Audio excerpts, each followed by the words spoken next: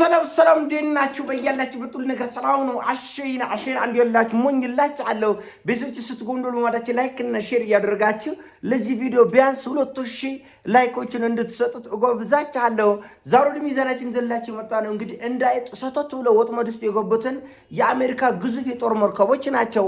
እነዚህ ግዙፍ የጦር መርከቦች ቢሊየንስ ኦፍ ዶላርስ የወጣባቸው እጅግ በጣም የተራቀቀ ቴክኖሎጂ የያዙ አሜሪካን በመላ ዓለም የተፈራችና የተከበረች ያደረጉ የተራቀቀ ቴክኖሎጂ ነው። ነገር ግን አሁን ወጥመድ ውስጥ ነው ሰተት ብለው የገቡት። ምክንያቱም አንደኛ ይሄ የሆርሙዝ ሰርጥ የሚባለው ቦታ እጅግ በጣም ጠባብና ለእንደነዚህ አይነት ግዙፍ መርከቦች እንደ ልብ ለመንቀሳቀስም ሆነ ለማምለጥ የማይመች አደገኛ ሰርጥ ነው። ከነሱም እኮ ሆርሙዝ ሰርጥ ነው የተባለ እና ይሄ ቦታ በጣም አደገኛ ቦታ ነው። ለኢራኖች እጅግ በጣም ምቹ የሚያደርግላቸው ከአየር ላይ ወይም ደግሞ ከመርከብ ላይ የሚወነጨፍ ሚሳኤል መጠቀም አይጠበቅባቸውም። ከራሳቸው መሬቶች ላይ ከበረሃው ላይ ከተራራና ከሸለቆ ውስጥ የጠመዱትን መሳሪያ በቀላሉና በፍጥነት ለማስወንጨፍ ይመቻል። በጣም አደገኛ ነው። ቦታው እጅግ በጣም ጠባብ ነው እና ወጥመድ ውስጥ መሆኑ የምታውቁት የአሜሪካ የጦር ግዙፍ የጦር መርከቦች ከገቡ በኋላ ቻይናና ራሽያ ከኢራን ጋር በመሆን የቀጠናውን ሰላም ለማስጠበቅ በሚል ሰበብ የራሳቸውን እጅግ በጣም የተራቀቁ የጦር መርከቦችን ይዘው ተጠጉ ነው ምሪ ያለው። ተጠጉ፣ እስከ ኢራን ድረስ ተጠጉ። የአሜሪካ የጦር መርከቦች ሙሉ በሙሉ ከገቡ በኋላ ከጀርባ እና ከጎን ገቡ። እነዚህ የቻይናና የአሜሪካ የጦር መርከቦች ደግሞ አደገኛ ጃሚንግ ቴክኖሎጂ፣ አደገኛ ይሄ የሳይበር ሴኩሪቲ ሰብሮ መግባት የሚችል ራዳር ስርዓቱን ማፍረስ የሚችል የተራቀቀ ቴክኖሎጂ እንዳላቸው ቻይኖቹ ይታወቃል፣ ራሽያኖቹ ይታወቃል። ያንን ይዘው የጦር ልምምድ ጀምረዋል። ቀለበት ውስጥ ከተቱ ማለት ቦታው መጀመሪያ ሰርጥ ነው፣ ለውጊያ አይመችም። በተለይ ለእንደነዚህ አይነት ግዙፍ መርከቦች አይመችም። እንደገና ደግሞ እዚህ ሰርጥ ውስጥ ከገቡ በኋላ ቻይኖቹና ራሽያኖቹ ከኢራን ጋር የጦር ልምምድ አለን ብለው ገቡ እና ይሄ ነው እንግዲህ ፐርሺያን ገልፍ የሚባለው ይሄ ነው። ይሄ በጣም አደገኛ ነው። ሆርሙዝ ሰርጥ የምትባለ እቺ ነች። እቺ አንገት እንቅ አድርጋ የምትይዝ ይሄን ሰርጥ የምትቆጣጠረው ለዘመናት ኢራን ነች። አሁን ተመልከቱ፣ ለኢራኖቹ እንደበድባለን የሚሉት ቦታ ይሄ ነው።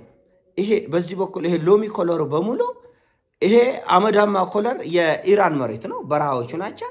ይሄ ደግሞ ሎሚ ኮለሩ ደግሞ ሳውዲ አረቢያ፣ ኳታር፣ ኦማን እዚህ አካባቢ ላይ በጣም በቅርብ ርቀት እንደፈለጉ ኢራኖቹ በሚሳይል ሊቀጠቅጡት የሚችል ቦታ በድሮና በሚሳይል።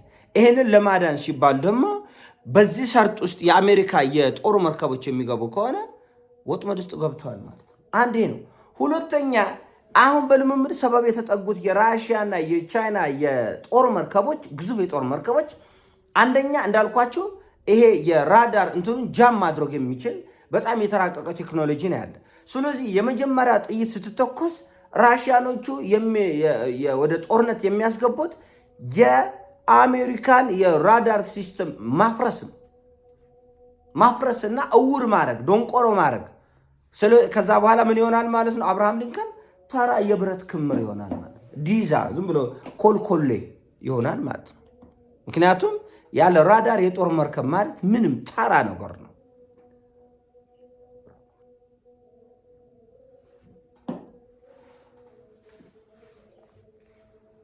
ቻይኖቹና ራሽያኖቹ በከፍተኛ ሁኔታ የጦርነት ሲጀመር የሚሰሩት ስራ የአሜሪካን የጦር መርከቦች ማወጫበር ነው።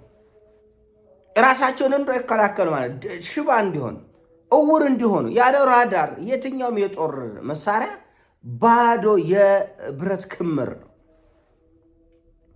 ስለዚህ ጦርነቱ ሲጀመር ምናልባት ራሽያዎችና ቻይኖቹ ቀጥታ ቃታ ላይ ስቡ ይችላሉ። ሚሳኤል ላይ ያስወነጭፉ ይችላሉ። ጄት ላይ ያሰማሩ ይችላሉ።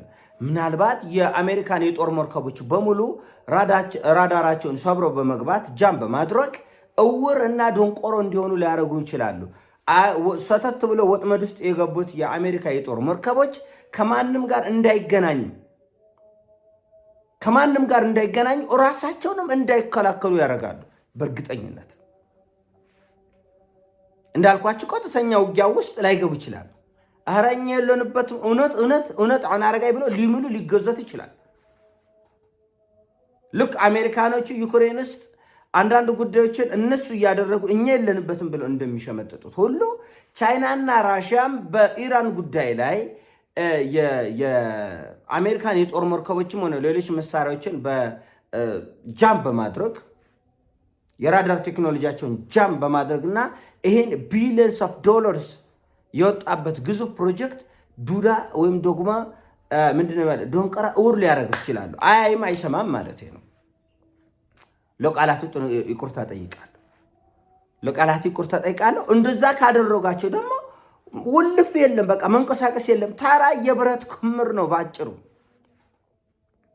ውስጡ የታቀፋቸው እሳቶችም ለራሱ ነው የሚሆኑ፣ ለማንም አይሆንም። ያለ ራዳር ቴክኖሎጂ ምንም መላወስ መንቀሳቀስ አንዲት እርምጃ የኔን ጥፍር የምታክል ቦታ የአሜሪካ ግዙፍ የጦር መርከቦች ፋይዳ የላቸውም። ስለዚህ ይሄ ሰርጥ በጣም አደገኛ ነው። ሌላው ይሄ የፐርሺያን ገልፍ ከነስሙም እኮ የኢራኖቹ የፐርሺያን ገልፍ ነው የሚባለው።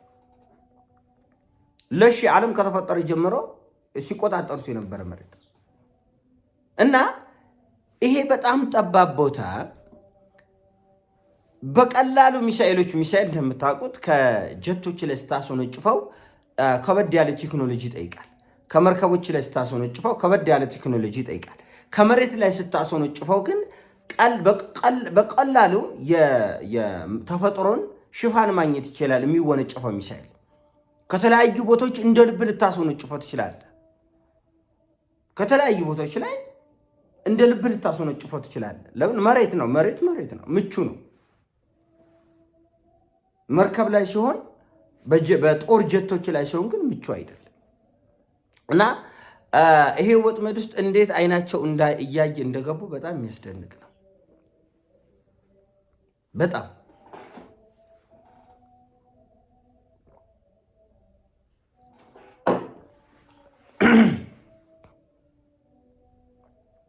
እና አሁን ይሄ ጦርነት ቦታው በጣም አደገኛ ቦታ ነው እንዳልኳችሁ።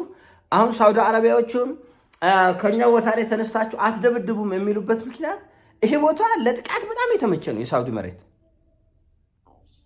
በጣም የተመቸ ነው። ይሄ ጠባብ ቦታ ላይ በቀላሉ በሺዎች የሚቆጠር ሚሳኤል ታርጌቱን በቀላሉ ሊመታ ይችላል። እንግዲህ ይህን የምታየት ነው። ይሄ በጣም ቅርብ ይሄ ነው። ሳውዲ ማለት ይሄ ነው። ኳታር ይሄ ነው። እንግዲህ ኳታር እቺ በጣም ደመቅ ያለች ሎሚ ከለር እቺ ኳታር ነች። እና ይሄ ምን ያህል ቅርብ እንደሆነ ተመልከቱ ለኢራን። ኦማን ደግሞ ይሄ ነው።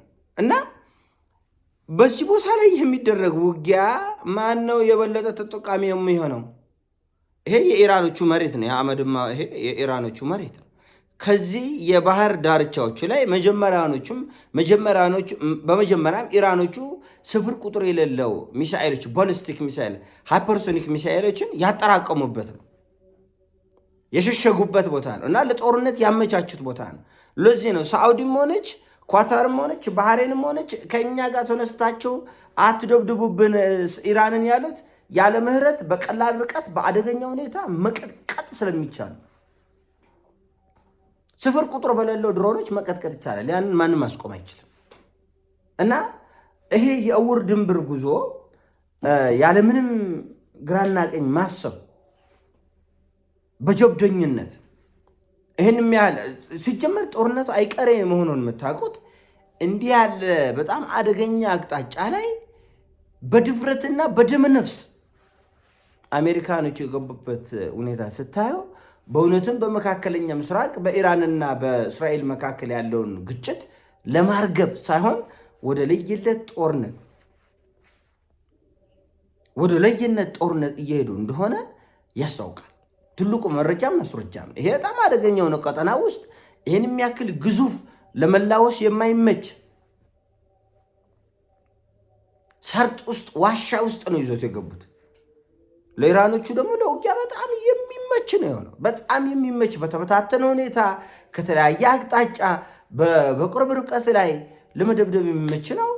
ይሄ ወጥመድ ውስጥ አሜሪካኖቹ በምን መልኩ ይሄን ውጊያ ሊያካሂዱ እንደሚፈልጉ የምናየው ጉዳይ ይሆናል። የኔ ሀሳብ ነው። ሲሞቻችን ላይክ አድርጉ፣ ሼር አድርጉ። ወዳችኋለሁ። ፒስ